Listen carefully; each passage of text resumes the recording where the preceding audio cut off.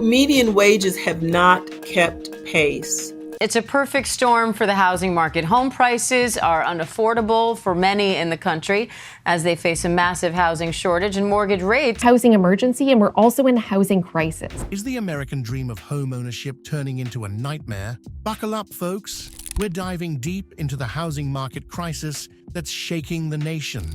Whether you're a first-time buyer, a seasoned investor, or just curious about the real estate roller coaster, this video is your golden ticket to understanding what's really going on. Hey there, financial freedom seekers. Welcome back to our channel, where we turn complex money matters into bite-sized, actionable insights. Now, before we dive in, let's paint a picture of what's happening. Imagine you're at an auction, bidding on your dream home. The price keeps climbing, your palms are sweaty, and suddenly you realize you can't afford it anymore. That's exactly what's happening across the country, but on a massive scale. Let's break it down with some eye-opening numbers. In June, home prices in the US hit a jaw-dropping record high of $426,900. That's not pocket change, folks. To put this into perspective, let's crunch some numbers. On a $400,000 home with a 20% down payment, your monthly mortgage payment at 6.7% interest would be about $2,064. Just a year ago, when rates were around 3%, that same loan would have cost you only $1,340 per month. That's a difference of $750 every single month. It's like the housing market is asking you to choose between your dream home and your daily latte for the next 30 years. But wait, there's more. In Florida, a state known for its sunny beaches and retirement dreams, 20% of home purchase agreements were canceled in June. That's significantly higher than the national average of 15%. What's going on in the Sunshine State? Well, it turns out Florida and Texas are experiencing what experts call a nightmare scenario. These states have seen rapid drops in home prices due to overvaluation. In Florida, inventory has climbed up to 50% compared to last year. That's a lot of for sale signs popping up like mushrooms after rain. Now, you might be thinking, hey, more inventory means lower prices, right? Isn't that good for buyers? Well, yes and no. Here's where it gets interesting. Real estate gurus are predicting that prices in these regions could fall as much as 15%. On the surface, that sounds like great news for buyers. But here's the catch. The affordability crisis is still very real. Even with falling prices, many potential homeowners are struggling to secure financing and complete deals. Why? It's a perfect storm of high home prices and elevated borrowing costs. Imagine trying to juggle flaming torches while riding a unicycle. That's what many buyers feel like right now. Let's dive deeper into this affordability crisis. The traditional rule of thumb is that your housing costs shouldn't exceed 30% of your gross monthly income. But in many hot markets, people are stretching way beyond this. It's like trying to fit into your high school jeans. It might be possible, but it's not comfortable or sustainable. But don't lose hope. This market volatility is creating some unique opportunities. Sellers are now accepting backup offers in case the primary buyers can't complete the contract. It's like having a second chance at your dream home. Now let's zoom out and look at the bigger picture. This affordability crisis isn't just a Florida or Texas problem. It's putting the issue of rising home prices and interest rates front and center across the nation.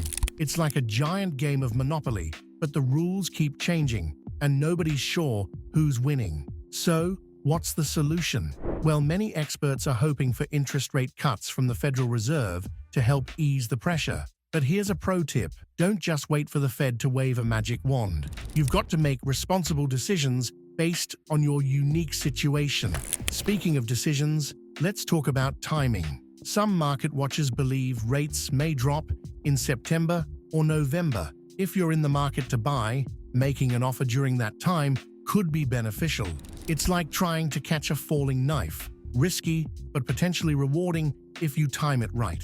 But remember, folks, real estate is all about location. Location, location.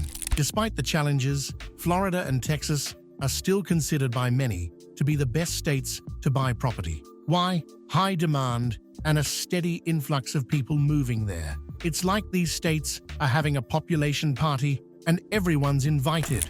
Let's break down why these states are so attractive. First, there's no state income tax in either Florida or Texas. That's like getting a raise just for moving. Then there's the weather. Goodbye, snow shovels. And let's not forget about the job markets. Cities like Miami, Orlando, Austin, and Dallas are becoming major tech and business hubs. It's like Silicon Valley decided to put on shorts and move to the beach. Here's an interesting tidbit. $1 trillion of assets under management have moved from California and New York to Florida and Texas. That's not just spare change falling out of people's pockets. It's a major shift in wealth that's driving up prices in these areas. But with this influx comes challenges. Infrastructure is being stretched, local cultures are changing, and long-time residents are feeling the squeeze.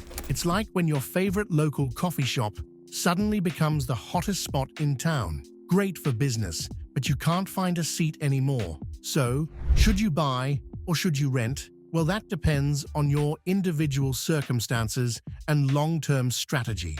If you're planning to stay put for a while and have the financial stability to weather potential market fluctuations, buying in Florida or Texas could be a smart move. It's like planting a money tree. It might take some time to grow, but the fruits could be sweet. Let's crunch some more numbers. In many areas, monthly mortgage payments are still lower than rent for comparable properties. For instance, in Tampa, Florida, the median rent for a 3-bedroom home is about $2,200, while the mortgage on a median-priced home could be around $1,800. That's $400 in your pocket each month, plus you're building equity. But renting has its advantages too. It offers flexibility, fewer maintenance headaches, and in some high-cost areas, it can be significantly cheaper than buying. Plus, you can invest the money you save on a down payment elsewhere. It's like choosing between a fancy restaurant meal or cooking at home. Both have their merits, depending on your taste and budget. Now let's talk about a wild card that could shake up the entire housing market: climate change. Coastal areas in Florida are already seeing increased flooding, and Texas has experienced extreme weather events. Insurance costs in these areas are skyrocketing, and some companies are pulling out altogether. It's like playing real estate roulette with Mother Nature. But it's not all doom and gloom. These challenges are spurring innovation in sustainable housing and resilient infrastructure. We're seeing a rise in eco-friendly developments, flood-resistant architecture, and community-based renewable energy projects. It's like the housing market is getting a green makeover. But let's not forget about the elephant in the room. Or should I say, the robot in the room. I'm talking about artificial intelligence, folks. AI is set to revolutionize industries faster than you can say automated mortgage approval. Just like previous industrial revolutions led to disruptions and job losses, AI is poised to shake things up big time. But don't panic. Knowledge is power. And that's why we're hosting a special webinar called The AI Revolution on July 30th, 2023 at 6 p.m. Eastern Standard Time. Trust me, you don't want to miss this. Let's explore how AI might impact the housing market. Imagine AI-powered algorithms that can predict housing prices with uncanny accuracy, or virtual reality home tours that let you walk through a house from your couch. We're already seeing AI being used in mortgage underwriting, potentially making the loan process faster and fairer. It's like having a super smart real estate agent in your pocket. But AI could also lead to job losses in sectors like real estate, mortgage lending, and property management. It's crucial to stay ahead of the curve and adapt your skills. That's why our upcoming webinar is so important. It's your chance to get ahead of this technological tsunami. Remember, folks, the housing market is like a living, breathing entity. It changes, it evolves, and sometimes it throws curveballs. But with the right knowledge and strategy, you can navigate these choppy waters and come out on top. And that's a wrap for today's deep dive into the housing market crisis. If you found this video helpful, don't forget to smash that like button, hit subscribe, and ring that notification bell to stay updated on all things finance.